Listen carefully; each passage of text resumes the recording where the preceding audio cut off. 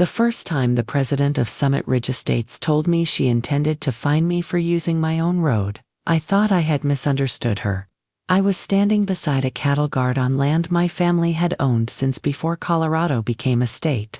Behind me, Mercer Pass Road curved through a stand of ponderosa pine, crossed Willow Creek, and climbed toward the 58 homes of Summit Ridge.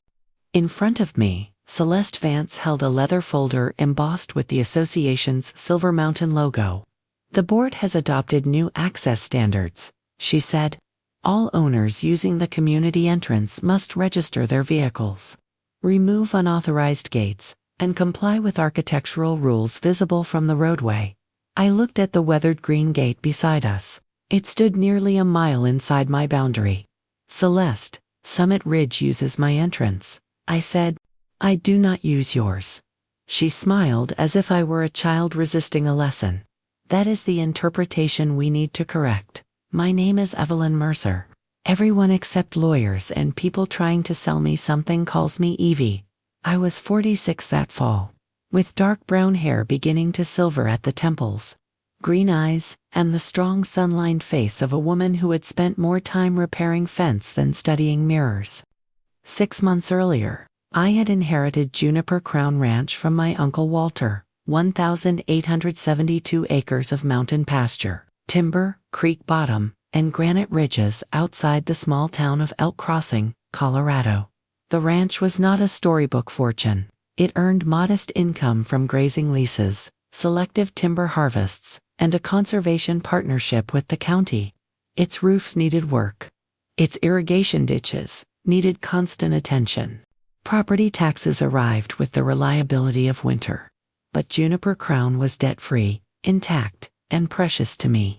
My mother grew up there. I spent every summer of my childhood following Uncle Walter from the calving shed to the upper meadow.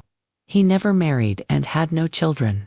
When arthritis made the work difficult, I returned from Denver and managed the ranch with him for 7 years. His will left the land to me, along with a note written on the back of a mineral feed invoice. "Keep the water clean, the books honest, and the road agreement close." At the time, I understood the first 2 instructions. I thought the third referred to the thin folder Walter kept in a steel cabinet. Summit Ridge had been built in the late 1980s on former mining land north of the ranch. Its developer, Alpine Crest Holdings, owned a narrow parcel connecting the subdivision to County Road 18. That route, called Quarry Spur, was steep and expensive to improve. Walter's father, Samuel Mercer, allowed construction crews to cross Juniper Crown on an old logging track instead. The temporary favor evolved into a formal agreement after the first houses sold. For more than 3 decades, residents drove across the ranch without serious trouble. The association paid a share of grading, snow removal, drainage, and bridge inspections. Ranch vehicles had priority during cattle moves. The association posted no signs, claimed no ownership, and requested permission before changing anything. Walter described the arrangement as neighborly, common sense, supported by careful paper. Then Celeste became board president. She had moved from California 2 years earlier and purchased the largest house in Summit Ridge. She was a former corporate compliance director who treated every conversation like a meeting she already controlled. Within months, she replaced the volunteer road committee, hired a management company from Denver, and announced that Summit Ridge needed professional governance. Her first letter to me requested proof of insurance and lists of all employees who might use Mercer Pass Road. Her second demanded that I repaint my equipment barn in an approved earth tone because it was visible from an association access corridor. Her third enclosed a proposed deed granting Summit Ridge a permanent 60-foot wide easement, including authority to widen the road, install utilities, control gates, and assign rights to future developments. I returned it unsigned. Celeste responded with the meeting at the cattle guard. "The board's title review shows continuous community use for over 30 years, she said. "At minimum, we have acquired prescriptive rights. We would prefer to resolve this cooperatively. Continuous use is not the same as hostile use. Your association uses the road with written permission. Our council disagrees. Then your counsel should read the agreement. Her smile disappeared. The board will begin assessing $100 per day for the unauthorized gate, and $250 for each unregistered commercial vehicle. If you obstruct resident access, we will seek emergency relief. I stared at her for a moment, then laughed. It was not a wise response, but it was honest. You cannot fine a ranch that is not part of your association. That is another issue the court may need to determine. She walked back to a black sport utility vehicle parked on my gravel. Before leaving, she photographed the gate, the barn, and me. That evening, I opened Walter's steel cabinet. The road folder contained the 1989 Juniper Crown Access Accommodation. For amendments, annual invoices, maintenance logs, and correspondence with every prior Summit Ridge board. The agreement was 27 pages long. I read it twice at the kitchen table. The document did not grant a permanent easement. It created a contractual license allowing Summit Ridge owners, guests, emergency services, and approved vendors to use a defined 22-foot roadway across the ranch. The license lasted 30 years, with automatic one-year renewals after 2019 unless either party gave notice. The association paid 40% of ordinary maintenance and all costs caused by subdivision traffic beyond an agreed baseline. Several clauses were underlined in Walter's hand. Permissive use only. No use under this agreement shall create or support a claim of adverse possession, prescription, implied easement, or ownership. Licensee shall not regulate, encumber, alter, or assert governing authority over the servient property. A material challenge to licensor's title or control shall constitute repudiation and authorized termination after written notice and opportunity to cure. The language seemed clear enough to me, but land law has a way of punishing confidence. The next morning, I called Rachel Kim, a property attorney in Grand Junction who had helped with the probate. Rachel was 53, precise, and allergic to dramatic predictions. She read the agreement, requested the complete title file, and told me not to answer Celeste directly. Can they really claim a prescriptive easement? I asked. Anyone can claim one. Winning requires open, continuous, adverse use for the statutory period. Their problem is adversity. Written permission usually defeats it. What about the fines? Juniper Crown is not on the subdivision plat, not described in the covenants, and not a member of the association. They have as much authority to fine the state capital. But I want the title chain before I say anything absolute.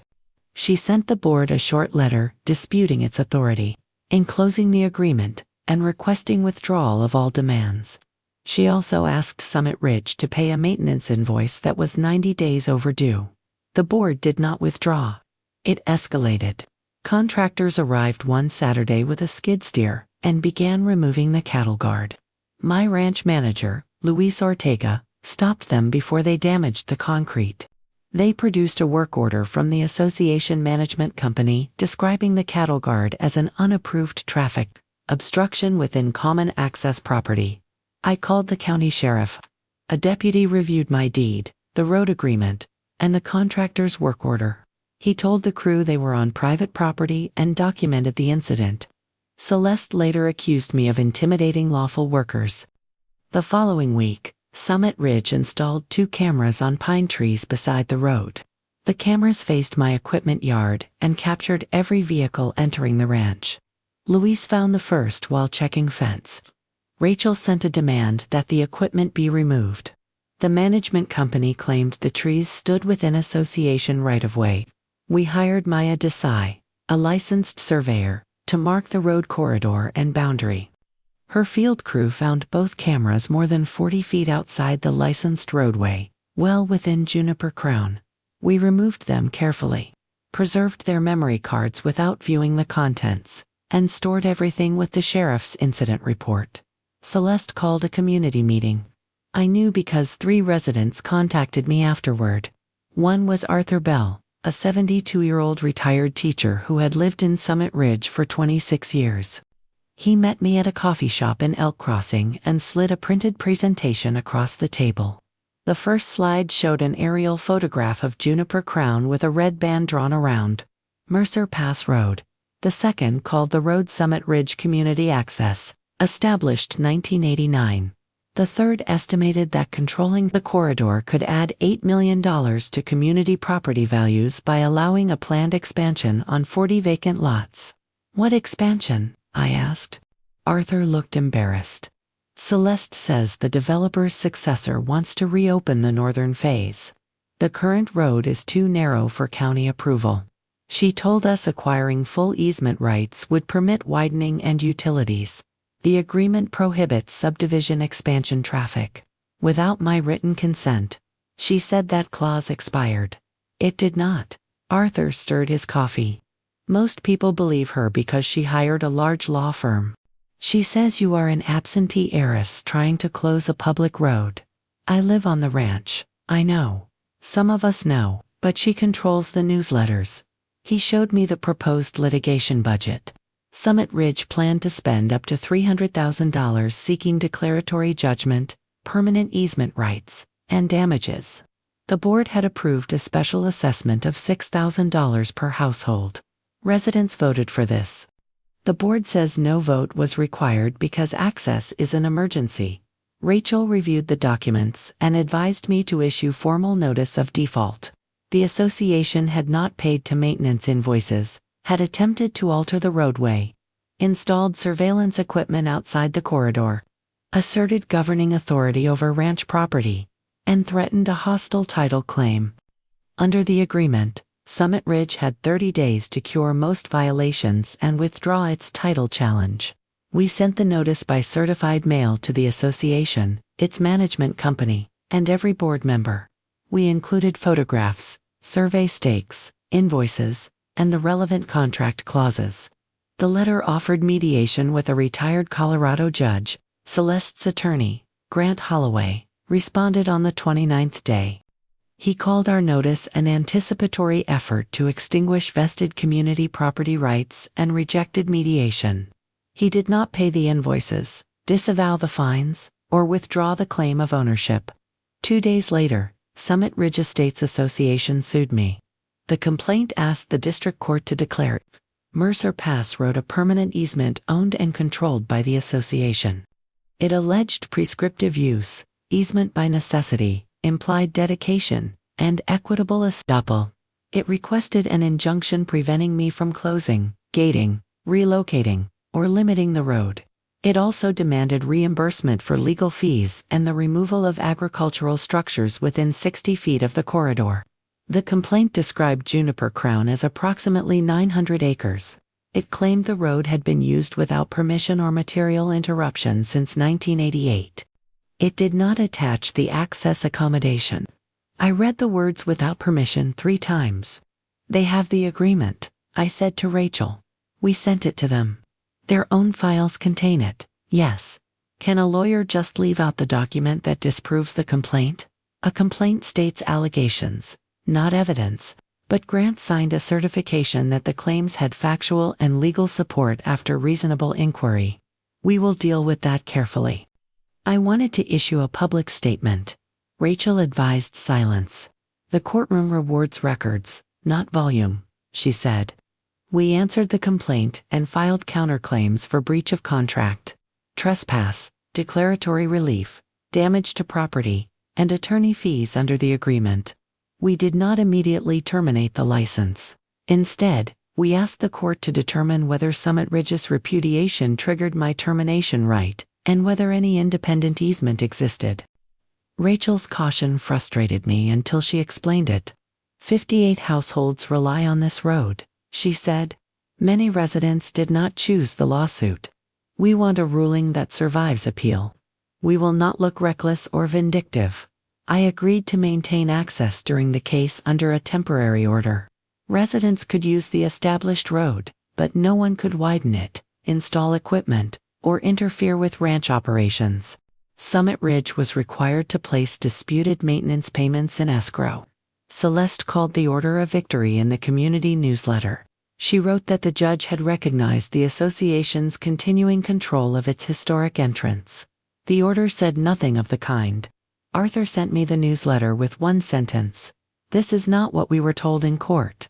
He had attended the hearing, so had 12 other residents. Doubt had entered Summit Ridge. Discovery turned doubt into alarm. Rachel requested every board email, title report, survey, meeting minute, insurance notice, and communication with the expansion developer. Summit Ridge requested my tax returns, conservation agreements, livestock records, estate documents, and personal correspondence with Walter. Grant argued that the materials might show I inherited the ranch, subject to community control. The ranch title chain filled 6 bankers' boxes. The oldest document was an 1877 federal land patent. Later deeds divided and recombined parcels through marriages, foreclosures, and family transfers. The road appeared under at least 5 names: Mill Track, Mercer Logging Road, North Wagon Route, Development Access B, and Mercer Pass Road. Maya built a digital map aligning every legal description with modern coordinates. One rainy evening, she called Rachel and me to her office. "I found something strange on the original Summit Ridge plat," she said. She enlarged a scanned map from 1987. Along the eastern edge of the proposed subdivision ran a 50-foot strip labeled Perpetual Access and Utility Easement to County Road 18. It followed Quarry Spur, not Mercer Pass Road. "That is their legal access," I said. "It was intended to be," Maya replied. "The easement crosses 3 parcels. 2 are now association open space. The third is a 12-acre tract retained by Alpine Crest Holdings. According to the current assessor map, a successor company still owns it. Why doesn't anyone use it? Because it was never fully improved. The developer chose Walter's easier route during construction, but I have not found any recorded document vacating the Quarry Spur easement. If Quarry Spur remained valid, Summit Ridge could not claim an easement by necessity across my land. Necessity requires more than convenience or lower cost. The community had recorded access of its own, even if its leaders had neglected it for decades. The discovery also explains Celeste's urgency. A northern expansion could not rely on Quarry Spur without major grading, drainage work, and a new bridge. Mercer Pass was gentler, maintained, and already connected to the county road. Control of my corridor would save the developer millions. Rachel traced Alpine Crest's successor to Granite Horizon Communities, a regional development company. Emails produced by Summit Ridge showed Celeste had met Granite Horizon executives 4 times before proposing the lawsuit. The company offered to reimburse up to half the association's legal expenses if it secured an easement broad, enough for construction, traffic, and utilities. In return, Summit Ridge would support annexing the new lots into the association. None of this had been disclosed in the special assessment notice. Celeste was not protecting existing access. She was trying to acquire development rights with residents' money. The most important evidence came from Summit Ridge's own archive. During a deposition, Grant asked Walter's former accountant whether the annual road payments were taxes, dues, or rent. She answered that they were contractual maintenance reimbursements. Grant displayed a spreadsheet prepared by the association and tried to show that payment amounts varied too much to reflect a binding agreement. Rachel asked to see the native electronic file. Its hidden tabs contained scanned invoices dating back to 1991. Attached to a 1994 invoice was a letter from the association's first president, "Dear Walter, thank you again for allowing our residents permissive passage across Juniper Crown.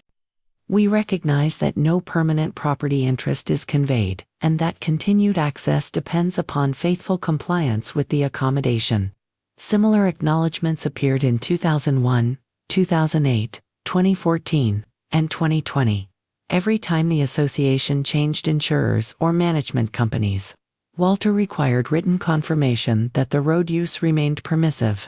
The 2020 letter carried Celeste's signature as board secretary. At her deposition, Rachel placed it in front of her. "Is that your signature?" "It appears to be. Did you read the letter before signing it?" "I relied on prior counsel. The letter states that Summit Ridge has no easement by prescription or adverse use. Was that statement true when you signed it?" Celeste looked at Grant. He objected, then instructed her to answer. It reflected the board's understanding at that time. What recorded instrument changed that understanding? The board received new legal analysis. That was not my question. What deed, plat, easement, judgment, or other recorded instrument granted Summit Ridge ownership or control after you signed this letter? I am not aware of one. When you threatened Ms. Mercer with association fines, did you know Juniper Crown was not subject to Summit Ridge's covenants? The roadway serves the community. Did you know the ranch was not subject to the covenants? Yes. Did the board vote to authorize fines against a non-member property owner? The board authorized enforcement action. Please identify the covenant provision giving Summit Ridge authority over non-member land. Celeste could not then. Rachel asked about Granite Horizon. Celeste admitted the meetings but characterized them as preliminary planning. She denied that development influenced the lawsuit. Rachel displayed an email Celeste had sent to the company's vice president. Once Mercer is under pressure from litigation costs, I believe she will sign. The association can deliver the corridor before next summer. Celeste's face lost color. Was obtaining a wider corridor for Granite Horizon one purpose of this lawsuit? Rachel asked. It was a potential community benefit. Did you disclose the cost-sharing offer to homeowners before imposing this special assessment? The negotiations were confidential. Did you disclose that the proposed easement would carry traffic for 40 additional lots? The project was conceptual. Did you tell residents Ms. Mercer threatened to close their existing road before or after you demanded that she conveyed development rights? Grant ended the deposition for the day. 2 weeks later, Summit Ridge offered to settle. It proposed a permanent easement limited to current residents, with the association paying my legal fees and outstanding maintenance. Buried in an exhibit was a clause allowing roadway improvements as reasonably necessary to serve benefited property. Rachel flagged it immediately. The definition of benefited property included future lots annexed into Summit Ridge. They are still trying to buy the expansion corridor, I said. With money your contract says they already owe you, Rachel replied. I rejected the offer and made one of my own. The association could withdraw all title claims, pay the escrowed invoices and property damage, adopt financial disclosure reforms, and return to the annual license for existing homes. Any future expansion would use Quarry Spur. The offer expired in 21 days. Celeste did not present it to residents. She told the board that I demanded control over association elections and a permanent ban on all road improvements. We learned that from leaked minutes after Arthur and 2 other homeowners inspected association records. Residents organized after learning the board had exceeded its litigation budget and concealed my settlement proposal. Celeste answered with public claims that I planned to trap families behind a locked gate. I declined to trade accusations. Rachel and I stayed with the written agreement, the recorded Quarry Spur easement, and the association's own acknowledgments. We moved for partial summary judgment. Our motion argued that Summit Ridge's road use was permissive as a matter of undisputed written record. Defeating prescription, the Quarry Spur easement defeated necessity. The ranch was never bound by association covenants. We also asked the judge to declare that the association materially breached and repudiated the license. Summit Ridge Cross moved for permanent easement rights. Grant argued that 35 years of reliance made revocation inequitable. Residents had purchased homes expecting Mercer Pass Road to remain available. The association had paid maintenance. Emergency services used the road, and the county listed it on some maps. Reliance was their strongest argument. It was also the reason Walter had insisted on written acknowledgments. Buyers could rely on contractual access while the agreement remained in good standing. They could not transform permission into ownership merely because the route was useful. Judge Caroline Webb heard the cross motions in a packed courtroom.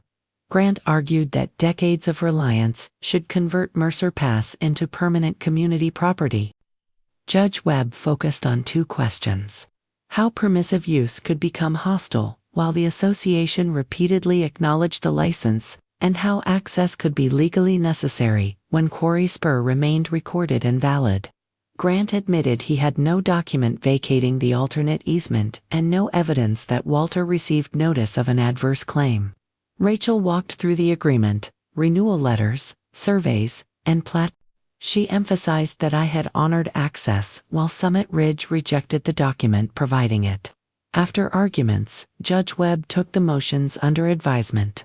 6 weeks later, she issued a 48-page order. We won most of it. The court ruled that Summit Ridge had no prescriptive easement because every period of use identified in the complaint was permissive under written agreements.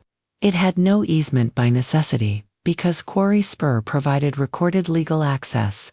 There was no implied dedication to public use, no evidence the Mercers intended to donate the road, and no basis for applying association covenants to Juniper Crown. The judge also ruled that Summit Ridge materially breached the accommodation by asserting control, attempting physical alterations, installing cameras beyond the corridor, withholding payments, and filing a hostile title claim. The cure period had expired without correction. But she did not immediately terminate access, because residents had relied on Mercer Pass and winter was approaching. Judge Webb scheduled a trial on remedies. She instructed both parties to address the termination clause, equitable transition, damages, and attorney fees. The temporary access order would remain for 6 months unless modified. Celeste announced another victory. Her newsletter said the court had protected continued resident passage and that remaining issues concerned technical accounting. Arthur read the entire order aloud at a homeowner meeting. The recall petition collected enough signatures in 3 days. Celeste challenged the signatures, postponed the vote, and accused organizers of conspiring with me. The association's bylaws allowed 20% of members to demand a special meeting, but she claimed electronic signatures were invalid. Homeowners hired their own attorney. Meanwhile, Remedy Discovery uncovered a document none of the litigators had seen. Maya found it referenced in a 2004 title insurance exception. The second restatement of access accommodation. The county clerk's digital index misspelled Mercer as Merver, so ordinary name searches missed it. A paper copy had been recorded in a supplemental plat book after a flood damaged the records office. The restatement followed a landslide that closed Mercer Pass for 3 weeks. Summit Ridge and Walter clarified emergency obligations, repair costs, and termination procedures. It contained a clause stronger than the original. If the association, acting through its board, files an action asserting ownership of the licensed road or an easement inconsistent with this accommodation, such filing shall constitute an irrevocable election to reject contractual access. Upon final adjudication denying the asserted property interest, the license shall terminate automatically 90 days after judgment, without further notice. The association acknowledges Quarry Spur as its permanent alternate legal access and accepts responsibility for maintaining that route. The document was signed by Walter, every 2004 board member, the developer's successor, and 27 homeowners who then constituted more than 2/3 of the community. It was notarized and recorded. Tucked behind the recorded copy was a private memorandum Walter had written to his future self. It was not part of the contract and carried no legal force, but it explained the judgment behind the clause. He described the 2004 landslide. When rain sent rock and mud across Mercer Pass, Summit Ridge's board demanded immediate reconstruction and threatened to seek an easement. If Walter did not reopen the road within 48 hours, Walter worked beside residents for 6 days, using ranch equipment while the county inspected the slope. After access returned, cooler heads negotiated the restatement. Walter wrote, "The road has made good neighbors dependent on the easiest solution. Dependence produces fear, and fear invites a leader to promise ownership as protection. If an association ever sues for the road, it will mean cooperation has already failed. They must not be allowed to wager my family's title while keeping the license as a consolation prize." He also wrote that termination should never be used to endanger residents. That was why the restatement identified Quarry Spur, required emergency transition planning, and delayed termination until a final judgment. The clause was firm, but it was not impulsive. Reading the memorandum changed my understanding of Walter. I had imagined him signing agreements with the effortless certainty of an older man who knew every fence post. In truth, he had faced the same pressure I did. He had worried about appearing selfish. He had distinguished between helping families and surrendering the ability to protect the ranch. I took the memorandum to the porch and read it again at sunset. For months, I had silently asked what Walter would want. The question had become a way to postpone responsibility, as if inheritance meant reproducing every decision he might have made. His papers offered guidance, not escape. The ranch was mine now. So was the duty to decide. I called Rachel and confirmed that our position would not change. We would enforce the restatement, offer a safe transition, and remain open to a new limited license only if residents received full disclosure and the ranch retained control. "Are you sure?" she asked. "No," I said. "But I am clear. There is a difference. Certainty pretends no cost exists. Clarity sees the cost and chooses anyway." Summit Ridge had agreed in advance to the exact consequence now approaching. Rachel called the clause an election provision. The association could keep permissive access or reject it and claim permanent rights, but it could not gamble for ownership and return to the license after losing.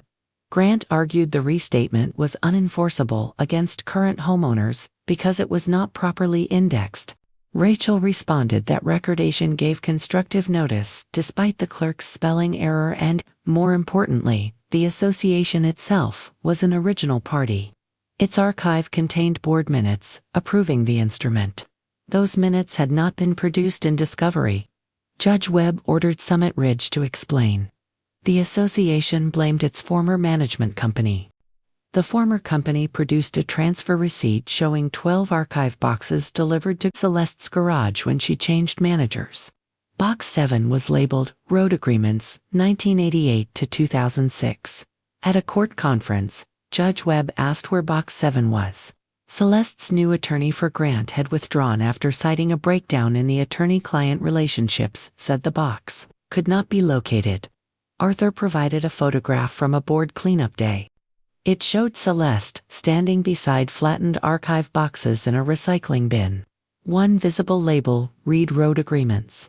The court authorized a forensic examination of Celeste's laptop and cloud storage. Investigators found a photograph she had taken of the second restatement 8 months before filing suit.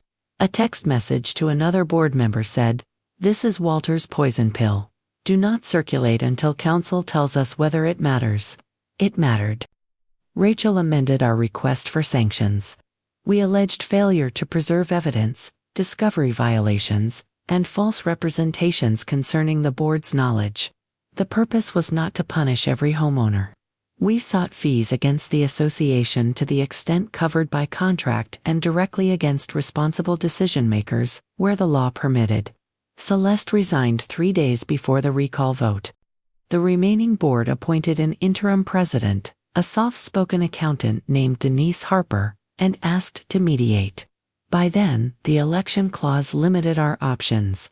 I could voluntarily sign a new agreement, but the old license would terminate automatically after final judgment. Rachel explained that waiving the clause without conditions could reward concealment and expose the ranch to another board's ambitions. I agreed to mediation anyway. The session lasted 13 hours. Residents wanted uninterrupted access, I wanted control of my land, reimbursement for the damage and legal costs, and protection from expansion traffic. Granite Horizon wanted a road wide enough for development but offered little money. The association's insurer wanted certainty. Celeste attended with separate counsel and denied intentionally destroying records. I proposed a new 10-year license for the 58 existing homes only. It required transparent annual accounting, GPS-defined road limits, no expansion traffic, full repair contributions, and an association vote before future litigation. In exchange, I would postpone termination while Quarry Spur was improved. The interim board considered it reasonable. Granite Horizon refused because the agreement would block its northern phase. Two board members aligned with Celeste refused to approve anything without development rights. Under the bylaws, the board deadlocked. Mediation ended without agreement. I drove home after midnight through falling snow. At the cattle guard, I stopped and turned off the engine. The dark road climbed behind me toward 58 houses. Porch lights glowed through the trees.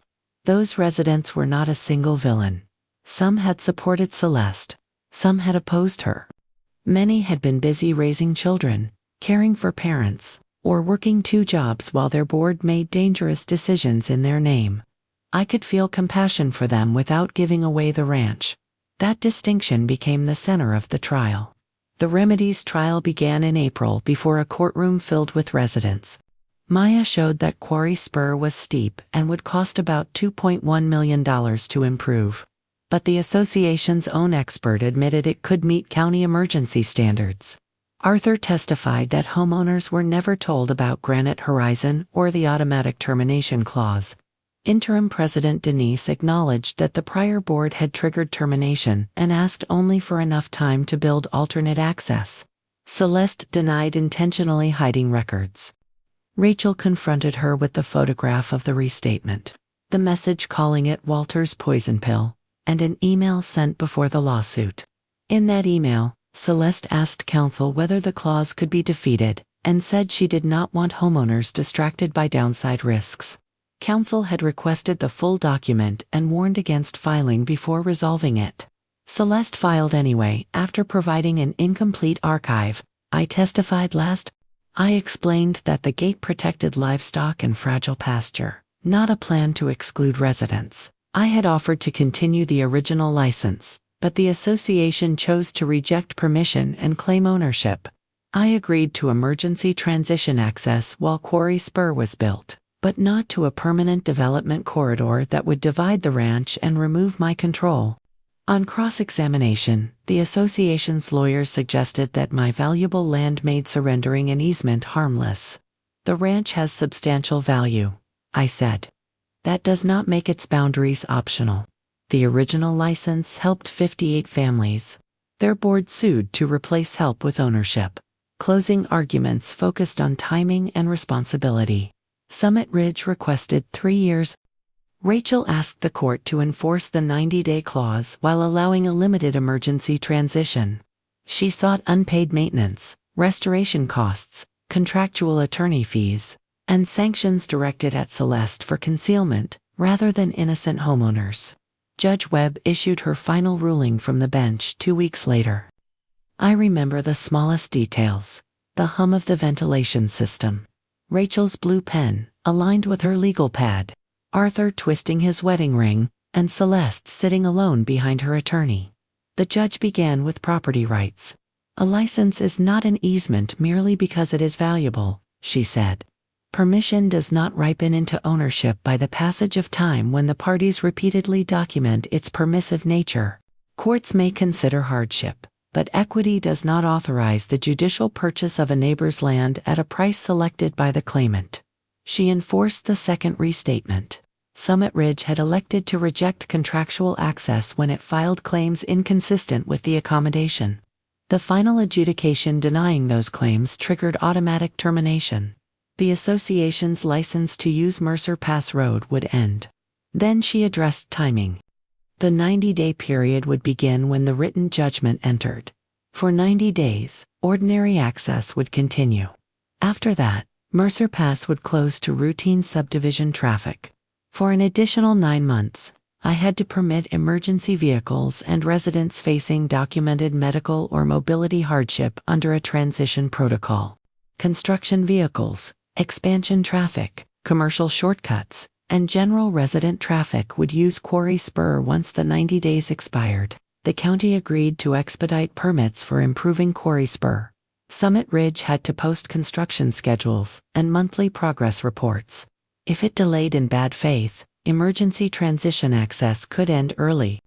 The association owed all unpaid maintenance, the cost of restoring the cattle guard area, survey expenses caused by the camera dispute, and my reasonable attorney fees as provided by contract.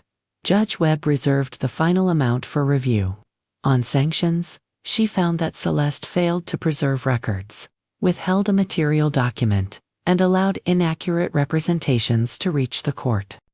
She ordered Celeste personally to pay the portion of forensic and legal expenses directly caused by that misconduct. She referred the discovery record to the appropriate authorities for review without predicting further action. Granite Horizon received no development rights. Its reimbursement agreement did not create an interest in my road.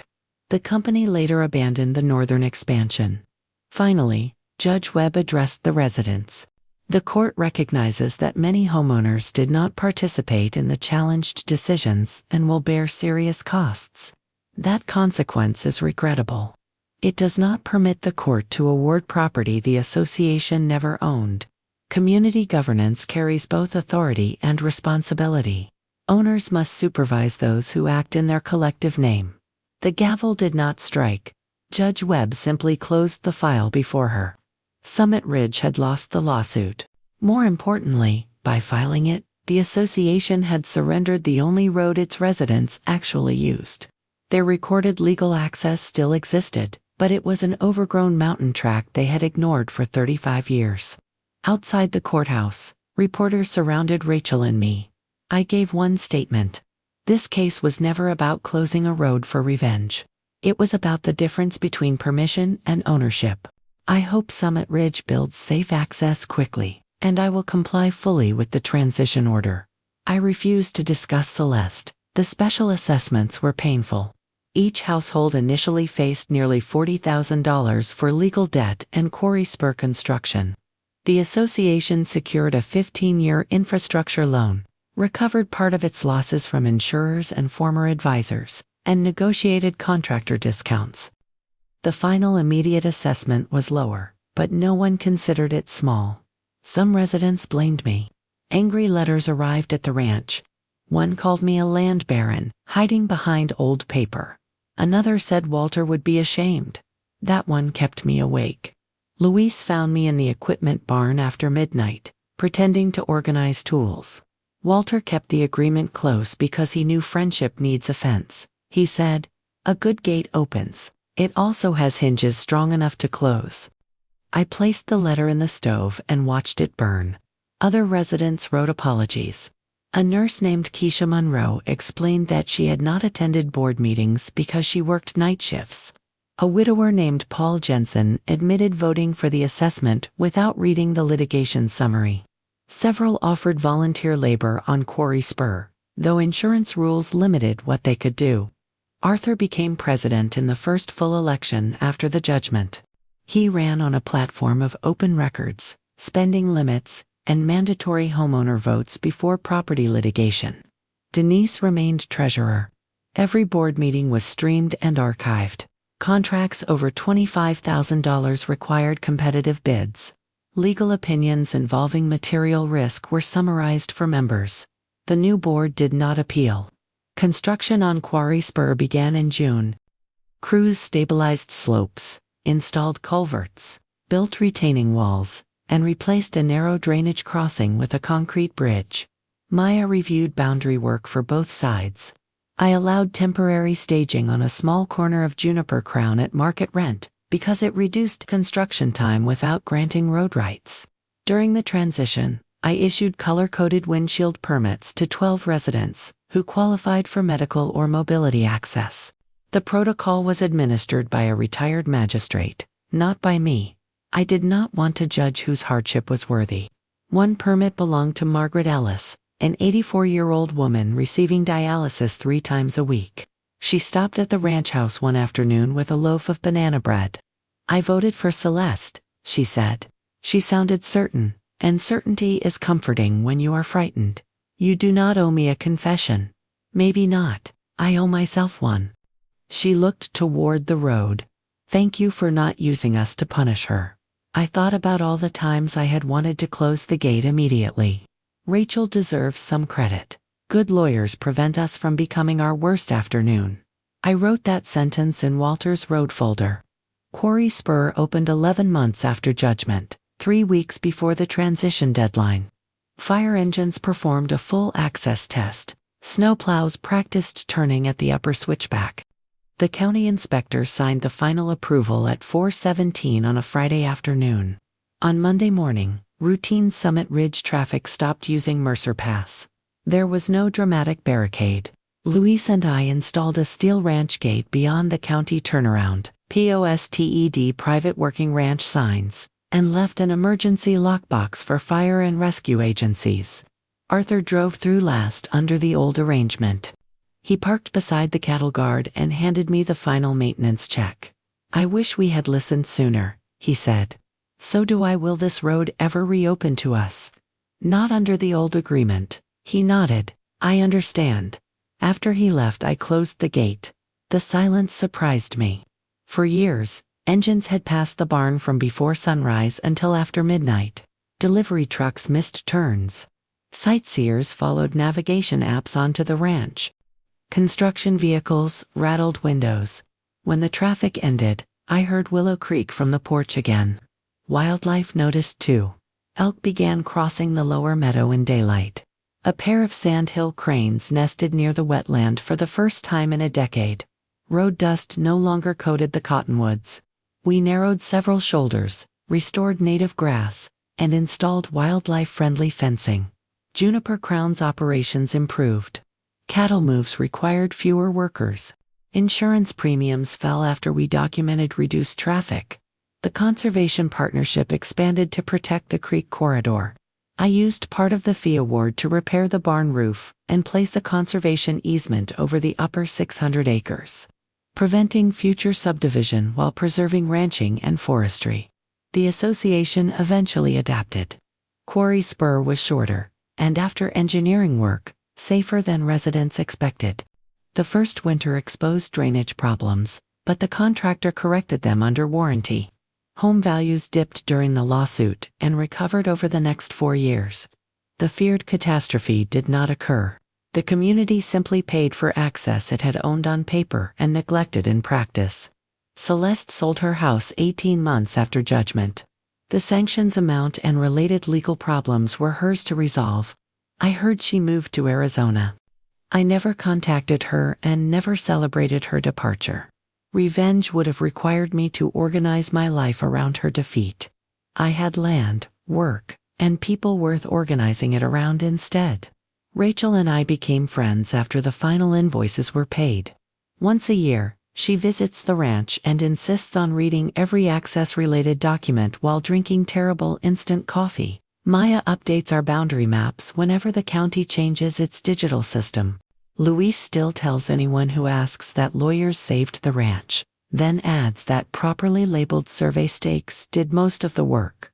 Walter's steel cabinet remains in the ranch office. The original agreements now sit in archival sleeves inside a fire-rated safe, with certified digital copies stored in 3 locations. On the cabinet door, I taped his note: "Keep the water clean, the books honest, and the road agreement close." I finally understood why the road came last. Clean water and honest books protect what is visible. A careful agreement protects generosity from being rewritten as surrender. 5 years after judgment, Arthur invited me to Summit Ridge's annual meeting. The new board displayed budgets and contracts publicly, and homeowners questioned leaders without being treated as enemies. I spoke about permissive access, recorded rights, and the duty to read documents before fear makes decisions. The community had learned that useful governance requires transparency, and I had learned that firm boundaries need not eliminate every future act of kindness. I am 54 now. More silver runs through my hair, and Juniper Crown still gives me a new problem before breakfast most mornings. Last week, a windstorm lifted part of the calving shed roof. Yesterday, an irrigation valve cracked. Tomorrow, the county assessor is visiting. Mercer Pass Road remains private.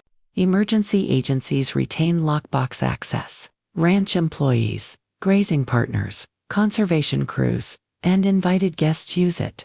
Summit Ridge residents reach their homes by quarry spur, the legal route their own plat provided from the beginning. Sometimes I stand at the green gate and remember Celeste threatening to fine me $100 a day. She believed authority came from speaking first, using official letterhead, and making the other person afraid of legal costs. She mistook my willingness to cooperate for uncertainty about what I owned. The lawsuit corrected that mistake, but not in the way anyone expected. Summit Ridge entered court asking a judge to transform decades of permission into permanent control. Its leaders expected my ranch to absorb their growth, their traffic, their utilities, and their ambitions. They believed the road's usefulness made it theirs. Instead, the records showed exactly the opposite. Each invoice confirmed permission. Each acknowledgement preserved my family's title. The hidden restatement proved the association had knowingly chosen the risk. The neglected quarry spur easement defeated necessity. The lawsuit intended to take my road activated the clause that ended their right to use it. The association did not lose access because a judge favored a wealthy rancher over ordinary families. It lost a contractual privilege because its board rejected the contract while trying to seize something larger. The law did not create my ownership in that courtroom. It recognized ownership that careful people had documented for generations. That is the part people often overlook when they tell this story as a dramatic victory over an aggressive HOA. The satisfying moment was not Celeste's expression when the judge ruled. It was not the sanctions order, the failed development, or the gate closing. The real victory was quieter. It was a deed recorded in the right county, a survey aligned with old monuments, a letter saved instead of discarded, a clause written after a landslide and found despite a misspelled index. It was Walter insisting, year after year, that neighbors acknowledge the difference between access and ownership. Land remembers through paper, because people do not always remember honestly. I still believe in helping neighbors. During last winter's blizzard, we opened the barn as an emergency warming station for stranded motorists. When a Summit Ridge child went missing near the boundary, Luis and I searched until midnight and found him asleep beneath a spruce. No contract required either act. But when help involves land, money, roads, or power, good intentions are not enough. Write the terms. Record what must run with property. Review the documents when leadership changes. Preserve the archive. Ask who benefits from sudden urgency. Never assume a familiar arrangement will remain safe merely because it has lasted a long time. And if someone threatens you with fines on property they do not own, do not let their confidence become your evidence. Open the cabinet. Read the agreement. Then call a very good lawyer.